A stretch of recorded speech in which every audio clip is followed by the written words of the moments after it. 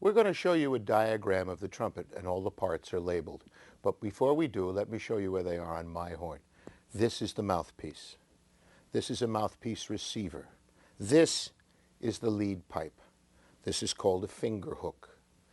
This is a spit valve or a water key. This is the tuning slide. This is the first valve slide. This is the second valve slide. That's the third valve slide. They generally have a water key as well. And both the first and the third valve slides have finger rings to move them. This is the bell. This is the first valve. This is the second valve. This is the third valve. They each have a button on the top, a valve button, and we have an upper valve cap on the first, second, and third valves, and a lower valve cap on each. That's pretty much all the parts of the trumpet. Take a look at the diagram and find them on yours.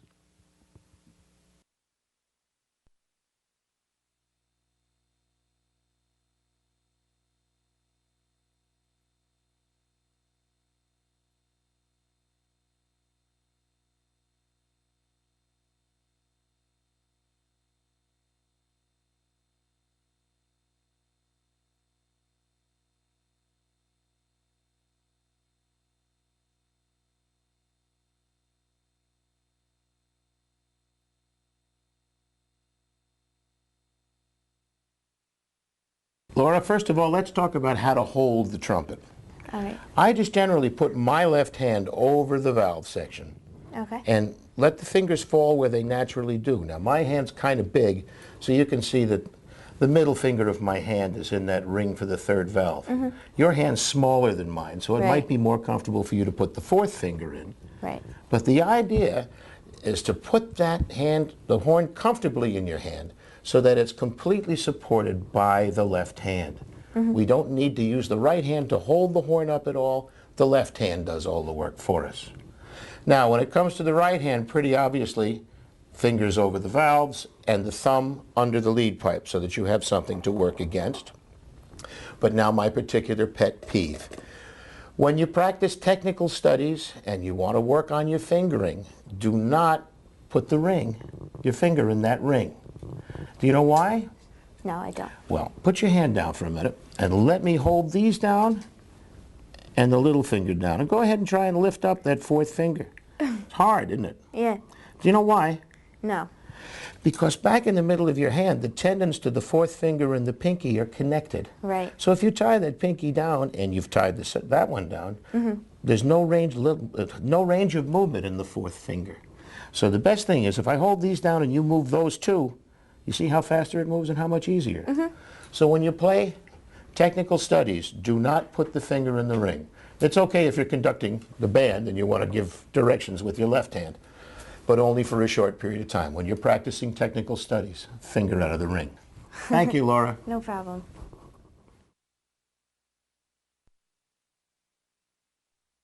Now we'd like to give you some information about reading music and music notation.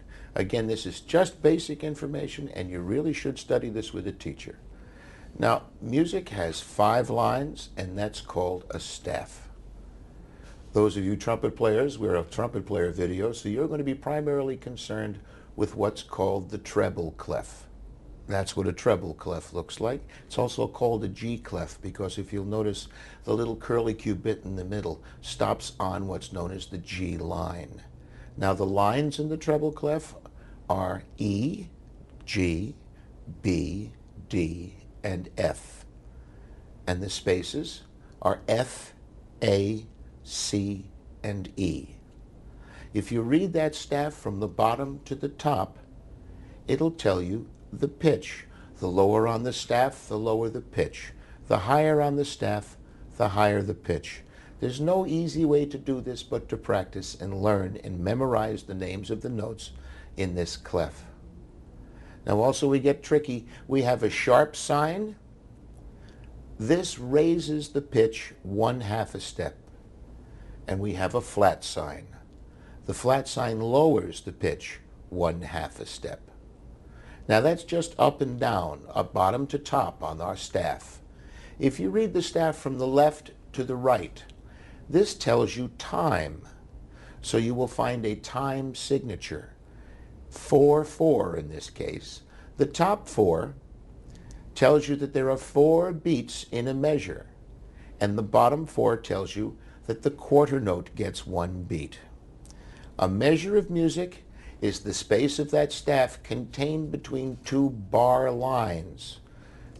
Now let's take a look at some of the different values, time values that these notes can have. This is a whole note, a big round circle that fills up the whole bar, and that means in this case it gets 4 full beats.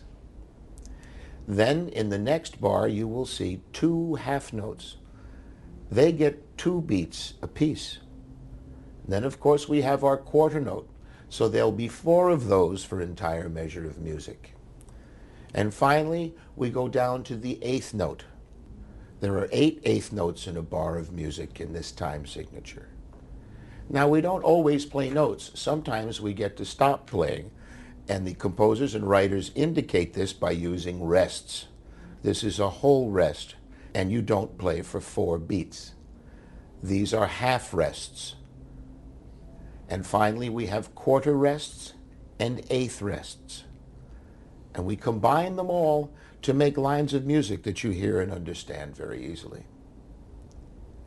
There's only one way to learn to read music, and that's to do it constantly.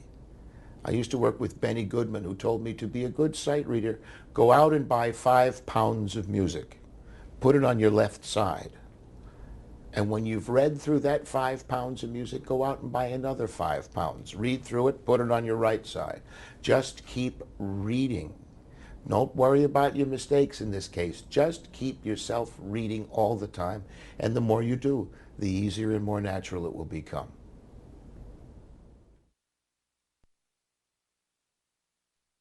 This is our fingering chart for the trumpet. I'm going to play every note from a low F sharp to a high C and back down again to a low G flat. In musical notation, you have sharps as the scale ascends and flats as the scale descends. Take your time. You can refer to this anytime you wish during the video and the lessons. Take your time and practice it and try to have fun with it.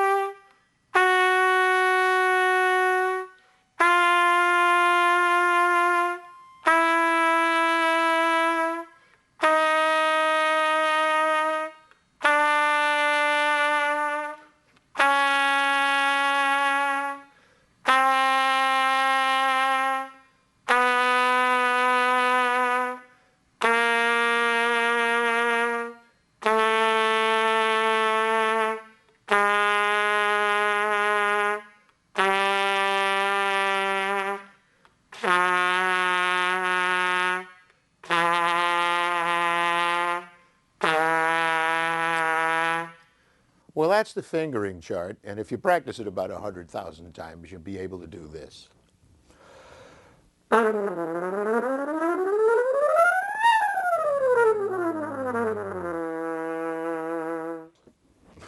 Good luck.